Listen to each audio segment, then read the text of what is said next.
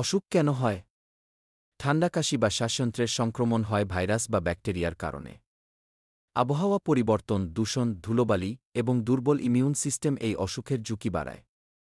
এখন যদি আপনি ভাবছেন কোনো টেস্ট দরকার, শ্বাসযন্ত্রের সংক্রমণ শনাক্ত করার জন্য কিছু গুরুত্বপূর্ণ টেস্ট আছে।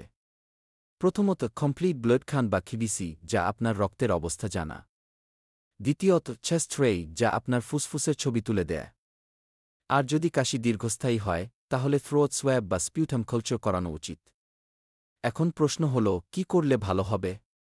পরিষ্কার পরিচ্ছন্ন থাকুন, ঠান্ডা খাবার এড়িয়ে চলুন, মাস্ক ব্যবহার করুন, প্রচুর জল পান করুন এবং প্রয়োজনে ডাক্তারি পরামর্শে টেস্ট করান। স্বাস্থ্য ভালো রাখতে এই পদক্ষেপগুলো খুবই গুরুত্বপূর্ণ। নিজের যত্ন নিন, সুস্থ থাকুন।